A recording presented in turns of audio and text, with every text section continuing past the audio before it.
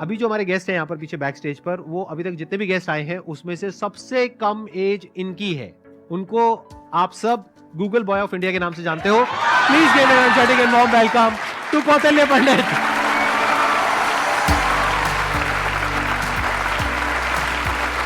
अरे अरे प्लीज बैठो।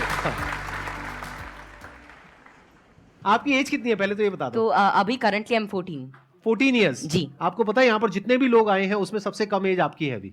लेकिन सर मतलब जितने भी लोगों से अब तक मैं मिला हूँ आपकी एज के, मतलब 40-50 साल के या 30 ईयर्स के, आपके जितने भी शोज देखे हैं उनमें मेरे को तो सबसे कम उम्र के आप लगे हो।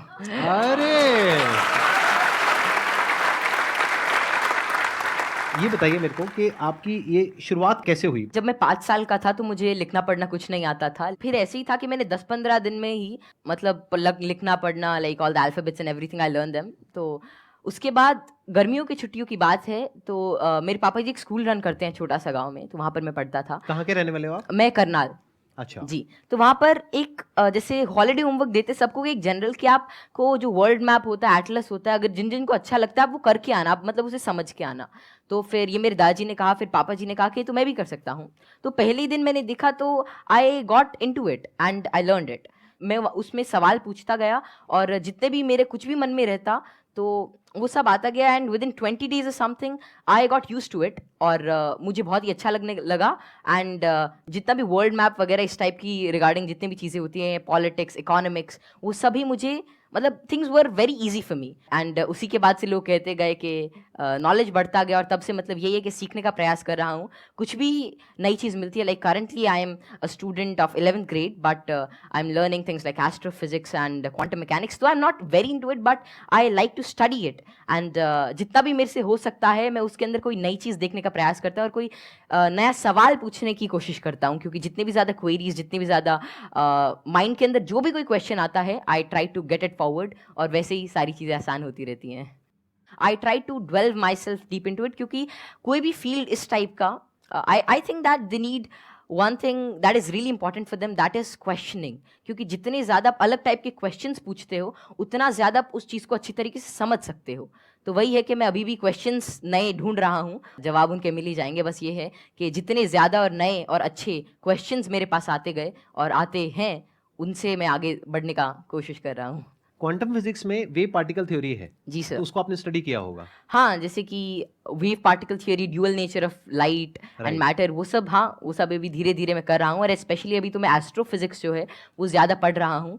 और जैसे कि डार्क मैटर है, डार्क एनर्जी है, तो या फिर माइक्रोवेव रेडिएशन है, बैकग्राउंड रेडिएशन, एक्सपैंडिंग यूनिवर्स, ये सारी चीज़ें मुझे काफ़ी इंट्रीग करती हैं और इनके बारे में मैं कुछ रिसर्च पेपर्स और अलग अलग चीज़ें अभी स्टडी कर रहा हूँ। तो जीरो पॉइंट फील्ड के बारे में भी आपने कुछ स्टडी करी है? नहीं, अभी ज़्यादा नहीं। अभी मैं जनरली जैसे अभी मैं टाइप 1A सुपरनोवा और उनके जो एक्सपेंशन है, लाइफ साइकिल ऑफ स्टार, उनके बारे में अभी मेरी रीसेंट स्टडी चल रही है।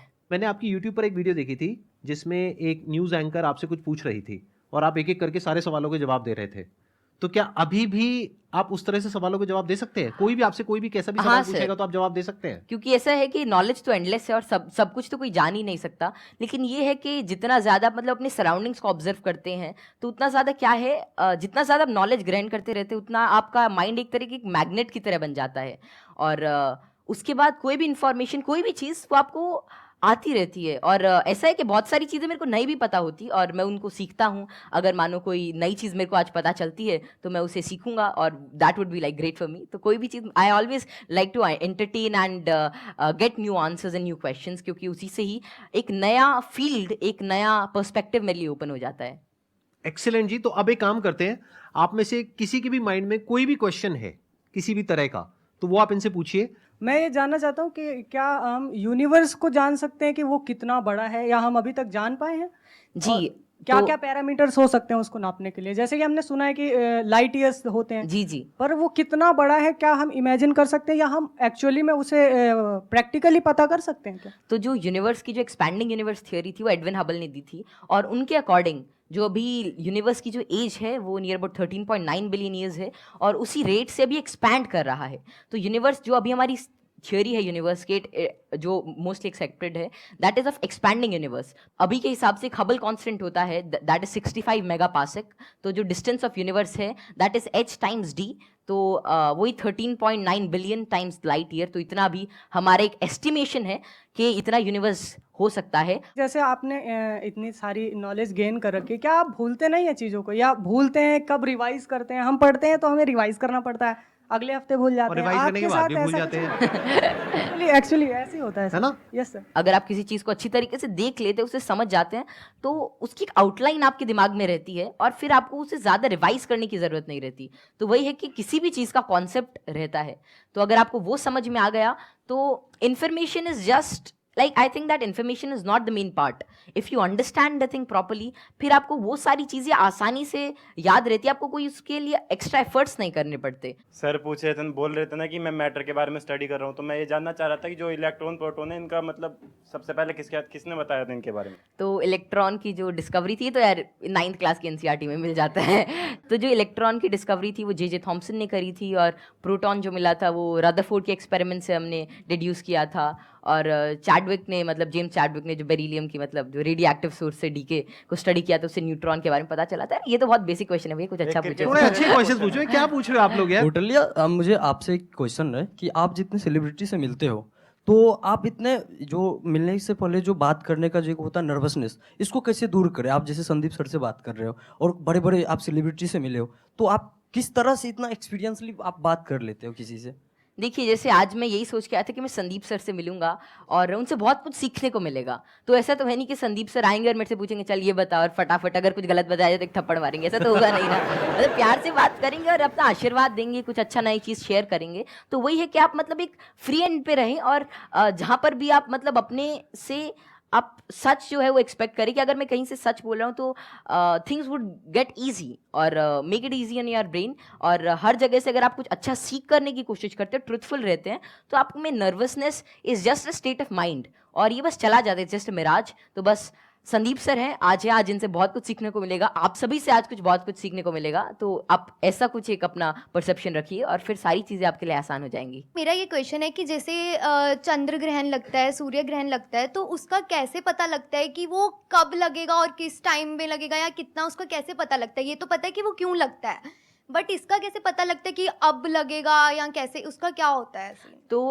खैर ये जो टेक्नोलॉजी थी एस्टिमेट करने की कि कब सोलर एक्लिप्स, लूनर एक्लिप्स या कोई भी सेलेस्टियल मूवमेंट होगी, ये तो आज से मतलब कई हज़ार साल पहले ही डेड्यूस हो चुकी थी। और इसका रीज़न यही है कि ऑब्जर्वेशन से हम एवरेज टाइम निकाल सकते हैं। एक पैरेलैक्स एंगल आपने पढ़ा होगा कि उससे हम मतलब ये एवरेज स्पीड और एवरेज डिस्टेंस निकाल सकते हैं किसी भी चीज़ का, और उससे ही हम डिड्यूस कर सकते हैं कि कितना रेडियस है कि एक साल में इतना डिस्टेंस ट्रैवल करती है। फिर एपोजी पेरेजी, फिर केपलर्स लॉ लगा के सेमी मेजर एक्सिस वगैरह निकाल के, तो उससे हम उसका डिस्टेंस यूज़ कर सकते हैं, और फिर टाइम पीरियड से हम we can actually deduce it. और एक नई चीज़ लूनर एक्लिप्स वगैरह के बारे में ये है कि जैसे जैसे आजकल क्या है, जो due to tidal forces moon हमसे हर साल 3 सेंटीमीटर दूर जा रहा है। तो बहुत हज़ारों सालों बाद ऐसा होगा कि सन तो उतना ही रहेगा लेकिन चांद जो है वो छोटा हो जाएगा। तो उसके बाद मतलब एक्लिप्स जो होगी वो जिसे आजकल टोटल होती है उतनी नहीं होगी।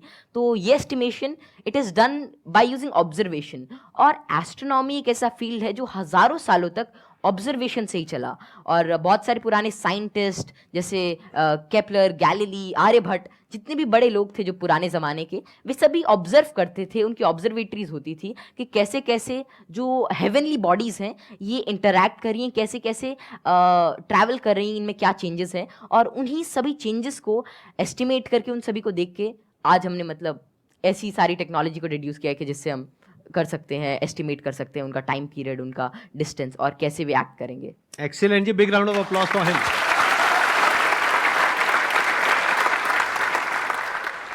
मैं ये पूछना चाहूँगा, जैसे यहाँ पर बैकग्राउंड हमारा होता है तो लोग कहते हैं कि इंटेलिजेंस जेनेटिक होता है, काफ़ी मतलब कि उसको बढ़ाने में बहुत ज़्यादा नहीं हम लोग कर सकते हैं।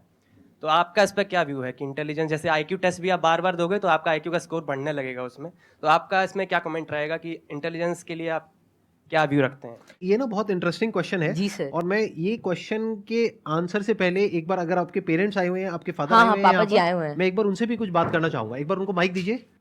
मैं आपसे ये जानना चाहूंगा कि आपके जो बेटे हैं, ये तो सबको पता है कि किस तरीके से चीज़ों को याद रखते हैं, किस तरह से एक्सप्रेस करते हैं, क्या आप भी इसी तरीके से चीजों को याद रख पाते हैं? पहले तो बहुत बहुत धन्यवाद जो आपने माइक दिया, और जो आपके आज दीदार हुए। हम बहुत दिनों से कुछ एक गिने चुने शख्सियत ऐसे जिनसे नहीं मिल पाए, उनमें एक संदीप माहेश्वरी थे, और जैसे ही कौटिल्य को पता लगा कि उनसे मिलने का मौका मिलेगा, ये बहुत ज़्यादा एक्साइटेड था आपसे मिलने के लिए। Thank you. मेरे पिताजी भी काफ़ी इंटेलिजेंट व्यक्ति थे, कौटिल्य भी इंटेलिजेंट है, और हम बीच की पीढ़ी हैं। थोड़ा सा मैं कुछ कम हूँ, ये दोनों दादा पोता थोड़े ज़्यादा बहुत ऐसे बच्चे हैं जो मेरे से बहुत ज्यादा इंटेलिजेंट है, मेरे को लगता है, जिनकी बात करने के ढंग से, जो इतने ज्यादा, आपने छोटे बच्चे को देखा होगा, वो बहुत अच्छे अच्छे सवाल पूछते हैं, मतलब वे कुछ भी पूछ लेते हैं, और मतलब आपको लगता है कि अरे नहीं, ये तो इससे मतलब एज से बहुत ऊपर की चीज़ है, मतलब या तो आप किसी और मूड में होते हो, और हम उसे इग्नोर कर देते हैं। तो जैसे जैसे हम सवाल पूछते हैं, उतना ज़्यादा हमारे अंदर एक मतलब चीज़ों को जानने के लिए एक चाह रहती है, और अगर हम वो उस क्यूरियोसिटी को कर्ब नहीं करते हैं, तो उतनी ही ज़्यादा मतलब वो बाद में सवाल पूछता है, उसके एक इंक्विजिटिव ब्रेन रहता है, और curiosity something that drives this intelligence, and I don't think that there is such a great involvement of IQ and genetics. लेकिन हाँ, अगर आपका मन है कि कोई चीज़ जानने का, कोई चीज़ करने का, then it's all about will power, और कितना आप उसमें टाइम डिवोट करते हैं, कितना आप क्यूरियोसिटी और इंटरेस्ट से काम करते हैं। Because even Richard P Feynman said, it really doesn't matter कि how much you know, but it matters कि आप कैसी चीज़ों के बारे में सोच रहे हैं, और कितना इन्फॉर्मेशन आपके पास है, कितना नॉलेज आपके पास है। It really doesn't matter until and unless you try to use that knowledge, और आप उस नॉलेज से कोई नई चीज़ को समझने का प्रयास करते हैं, और कोई नई चीज़ तभी आ सकती है जब आपके पास कोई नया सवाल होगा। आपने बड़ी अच्छी बात बोली कि क्यूरोसिटी हम सबके अंदर होती है, जी सर। लेकिन होता क्या है कि घर में जाकर के हम उल्टे पुल्टे क्वेश्चंस पूछते हैं, जबकि क्वेश्चंस उल्टे पुल्टे नहीं होते हैं, सामने वाले को समझ नहीं आता है तो उसके लिए उल्टे हो जाते हैं, तो वो उसको चुप करा देते हैं। हाँ, बच्चे को चुप करा देते हैं, और वहीं पे उसकी क्यूरोसिटी मर जाती है। उसके बाद में क्वेश्चनिंग खत्म हो जाती है, उसके बाद में वो रटना शुरू कर देता है। रटने में इंटरेस्ट तो आता नहीं है, तो ना तो अब रट पाते हैं ना समझ पाते हैं, बिल्कुल। दोनों तरफ से चले गए। तो अब मैं ये आपसे जानना चाहूंगा कि क्या बचपन में जब आपने क्वेश्चनिंग करी, इस तरह के क्वेश्चंस पूछते थे, शुरू में तो आपने अपने पेरेंट्स से पूछा होगा या अपने आसपास में जो लोग थे उनसे पूछे होंगे जी। तो क्या आपको सपोर्ट मिला? क्या उन्होंने आपको एनकरेज किया, या उन्होंने भी आपको यही कहा कि क्या फालतू के क्वेश्चंस पूछ रहा है? नहीं, जैसे I think I was fortunate enough कि जितने भी मैं सवाल पूछता, कोई ना कोई मेरा जवाब दे ही देता था। और बात शुरू ऐसी होती थी कि मानो कोई घर पे कोई बात चल रही है किसी भी चीज़ को लेकर, मानो दे टॉकिंग अबाउट के एक इकोनॉमिक क्राइसिस है देश में, तो मैं उसके अंदर मैं सुनता रहता था, या कोई भी ऐसी चीज़ हो रही है, कोई स्पेस मिशन जा रहे हैं, मैं सुनता रहता था, मैं चीज़ों को ऑब्जर्व करता था, और वैसे ही मेरे जो भी सवाल आते, I was fortunate enough to get their answers. और मानो अगर मेरे को उसका जवाब नहीं भी मिलता तो मैं पूरे दिन उनसे पूछता रहता। तो एक तो मैंने भी कसम खा रखी थी कि जवाब तो चाहिए ही, तो मैं खाते हुए भी यही पूछता, नहाते हुए भी यही पूछता, और जो भी काम करता मैं मतलब मेरे दिमाग में वही रहता जब तक वो रिजॉल्व नहीं होता। तो ज़्यादा मेरे को दिक्कत नहीं आई, और मेरे को जल्दी ही जवाब मिल गया। और अगर कोई भी ऐसा रहता तो मतलब मैं भी ठीक था, और मेरे family and everything they supported me really well.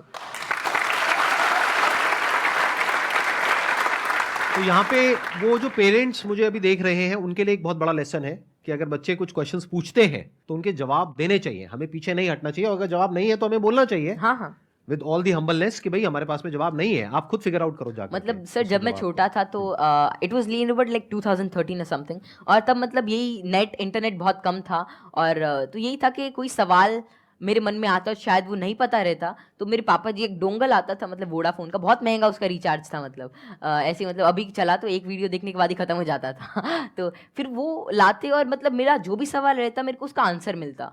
तो ऐसे ही एटलस आती थी, और कई सारी बुक्स थी, उन्होंने मेरी बहुत हेल्प करी। और अगर कभी मानो पर्सनल मतलब कोई और out of the box idea आता है, कोई क्वेश्चन आता, तो उसका जवाब मुझे किसी भी सोर्स से मिल जाता। थैंक यू जी, thank you Kautilya. Okay, pleasure meeting you.